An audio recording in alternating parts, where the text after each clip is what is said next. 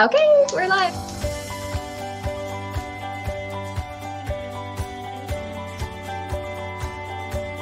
Hi, everyone. We are Sunflowers and Red Feathers. I'm Christina. And I'm Stephanie. We are two moms living in the before and after of child loss. Join us in this journey as we share our stories of not only loss, but how life after loss can still be full of beauty, love, hope, and joy. Be sure to follow us on Facebook and Instagram and subscribe to our channel to stay up to date on when we post a new video. Bye. Bye.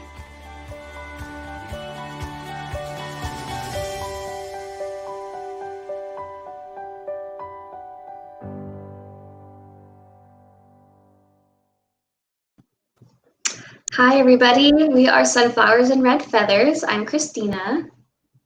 And I am Stephanie. Today we wanted to talk about sudden and traumatic loss. There's no reason to debate which type of loss is harder because there is no winning.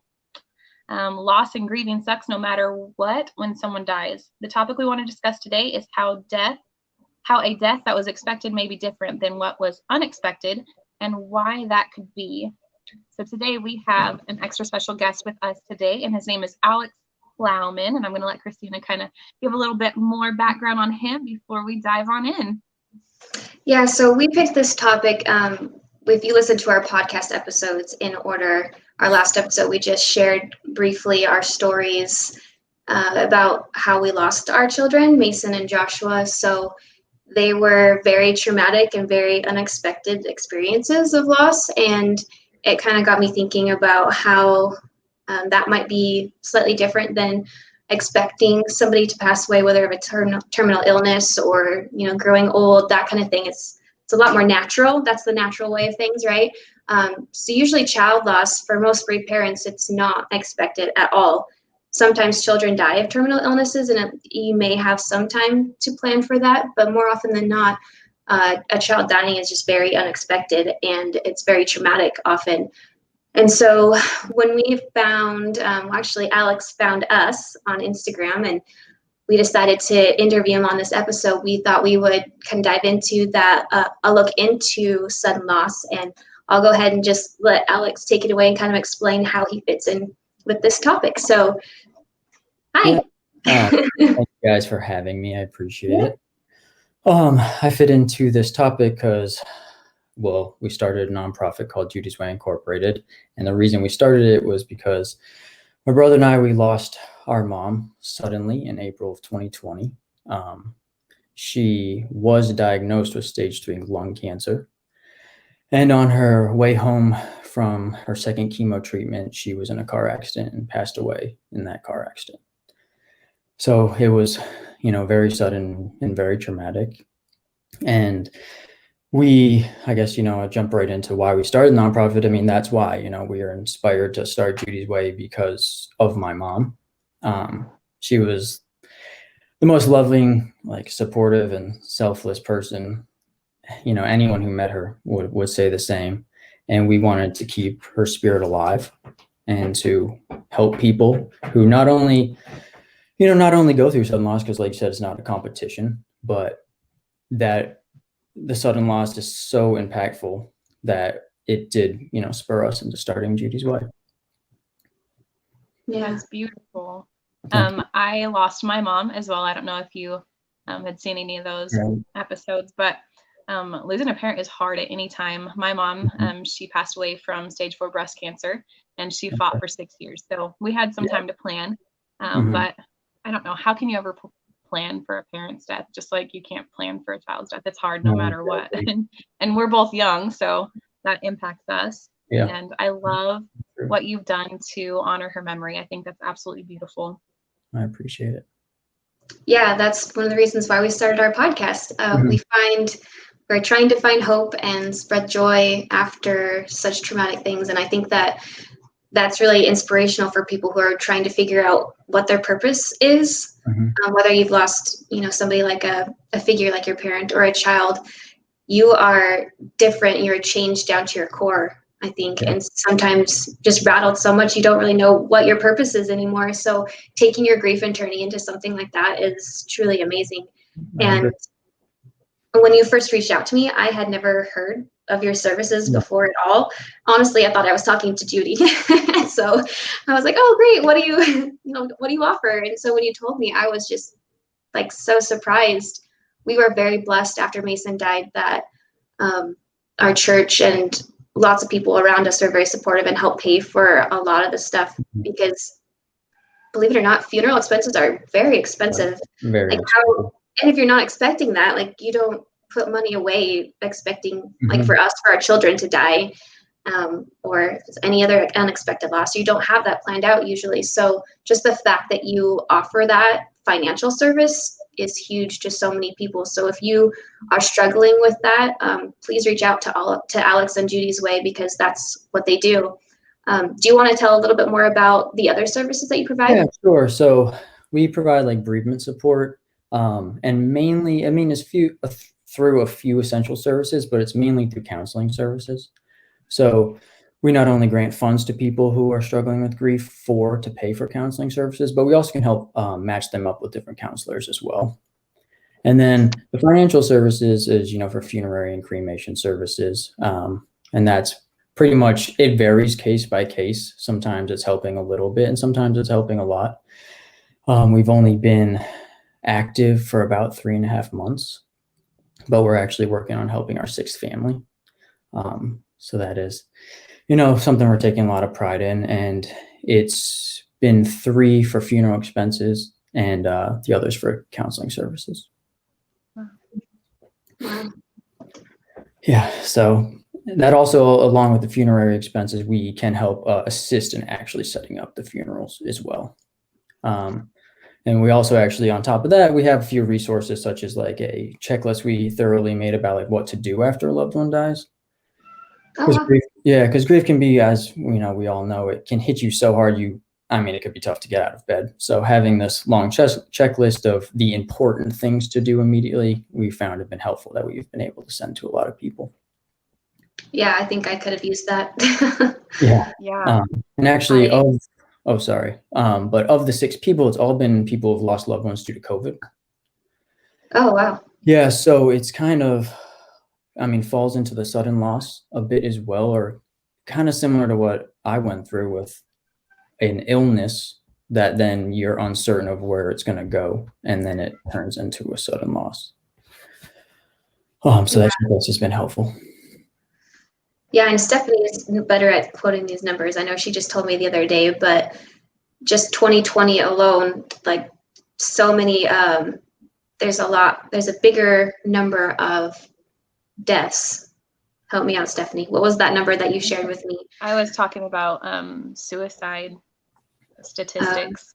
They've gone up by 67% just from 2020, and that's affecting our youth. So it was, I think, ages 11 to 17. They've jumped up 67%, and that's something that has been really hard. We've been affected with that a lot in our own community, and so that's what I was talking about. Oh, okay. So it wasn't COVID. I was thinking it had something to do with COVID. Obviously, that is huge right now in our nation. So there's a big need for helping people. And the isolation that comes from the pandemic, I'm sure, has led. That's a secondary loss. Yeah, exactly. Yes. So I think we can kind of delve a little bit deeper into, I'll share the article that I found the other day in our YouTube link and in our blog, but I was trying to figure out why, and not because nobody's grief is, worse or harder. We're not trying to say that, but just why it might be a little bit different for people who are grieving a sudden or unexpected loss versus somebody who had some time to plan it out. So some things that were in the article that kind of stood out to me, how they could be different, was the main one, right? There's no time to prepare yourself for the fact that this person is going to be gone out of your life, and you don't have time to prepare that person and follow their wishes. If they had, a will or something like that, if they're expecting to die, then they can have it laid out for you and you can follow their wishes and that kind of thing. So especially if it's an adult that dies and they don't have that, that can be can be scary. Like, what do you do? I don't even know. I haven't lost a parent, but is that something that you guys help with in your services?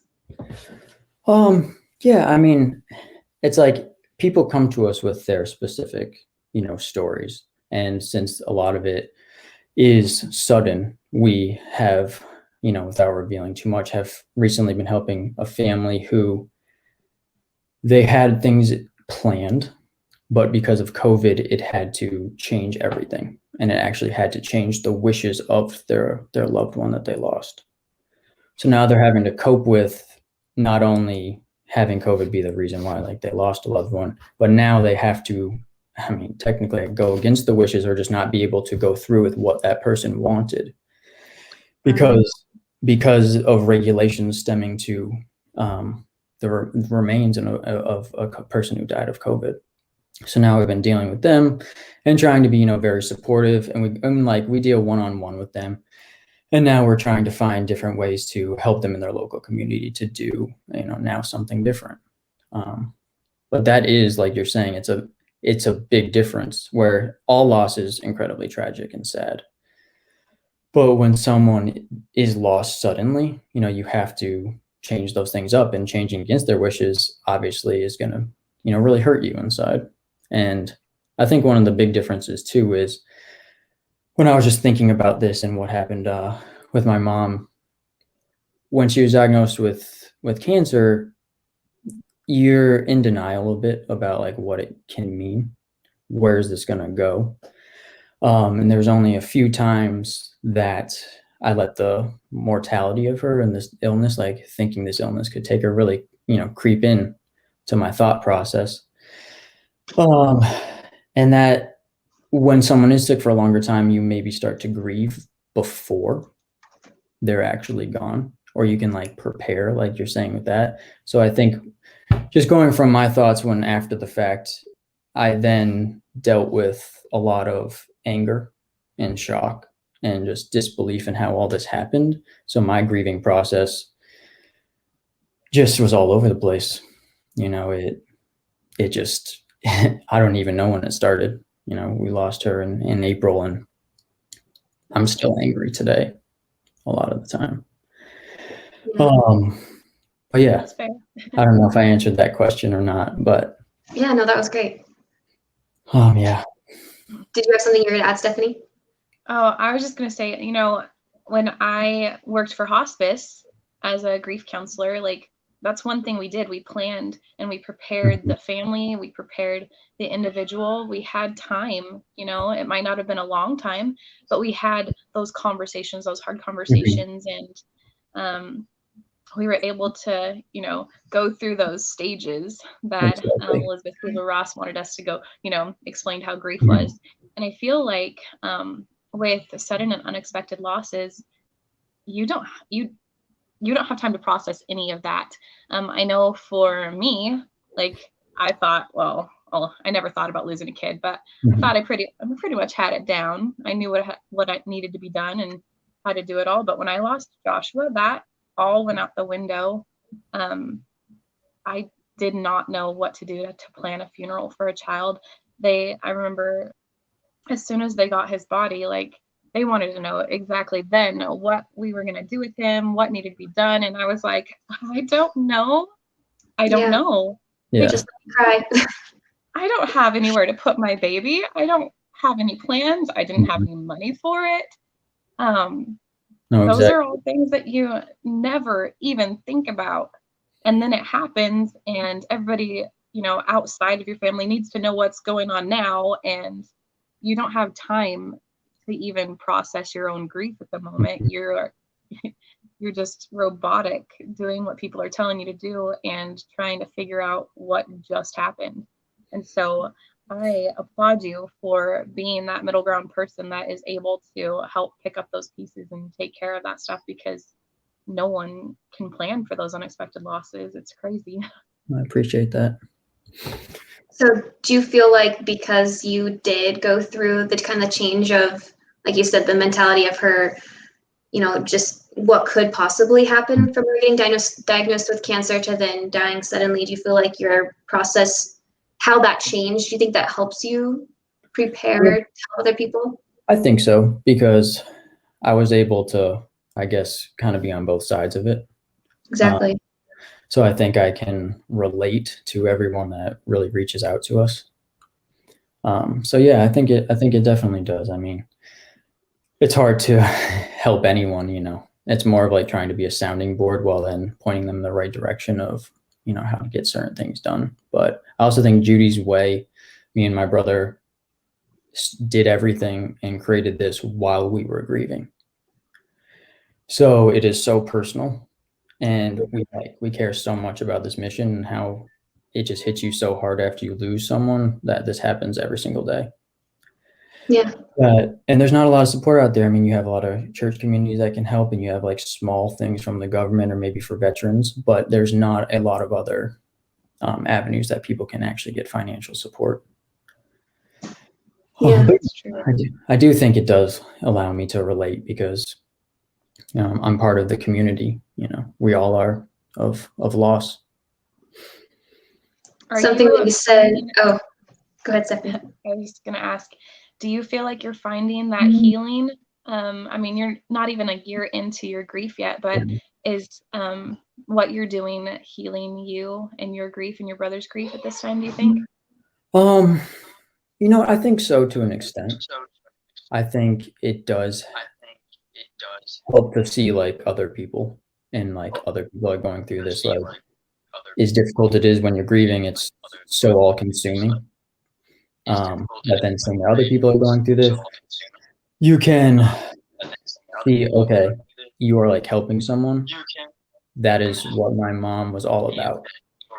Putting love in the world, helping the people around her, being there to support people. And I'm like living for her and like through this. And I do think that has helped with some of my healing process. That's amazing. That's exactly what we're trying to do too. Exactly. And that's why when I found you guys, I felt instantly connected because living through, the loss and also normalizing some of the conversations about grief, I think is really important because it's not something people, talk about. Yeah. And something that you said stood out to me about, like, if somebody died and they were a veteran, there's some government funding and that kind of stuff that can help people to with expenses. And as a bereaved parent, there really isn't anything like that if a child dies. So I feel like in our community as bereaved parents that you really have a place, because now if we see anybody who loses a child, like, we're instantly bonded with them, right? And we reach out to them. Now we can share TCF, we can share, which is a child loss support group. We can share our podcast. We could share Judy's Way. Like, it just goes hand in hand with, they all kind of fit together. So I think that's great too. There just really isn't anything out there to help parents deal with. There is, and no children have life insurance. So there's literally no financial support coming. And it's, such a, I can't even, fathom the pain. So yeah, there should be something out there for that. But hopefully, Judy's Way could help if anyone is in need. Yeah, for sure. I had another question for you. Let's see. Oh, I guess it basically answered it. Did you have any other questions for him, Stephanie? No, I don't. I think that's great what you're doing. Yeah. Do you want to just share final with us how people can find you? Like, yeah, sure. Platforms? Yeah, so judysway.org is our website. So if anyone is in need of financial assistance for a recently lost loved one, or we don't really have a timeline on it because people come to us after they've been grieving loss for, we've found like close to a year. We've actually had someone reach out for counseling services due to like traumatic loss. And then on Instagram and Facebook, it's at Judy's Way Inc. And also for Twitter. So if anyone, wants to reach out, share their story with us, or are in need, please reach out to us. Great. All right. Well, we appreciate having you on our episode, and if anybody has any questions for Alex, you can feel free to reach out to us and we can forward you to him or find him on social media. Yeah, So, thank you for having me. thanks again.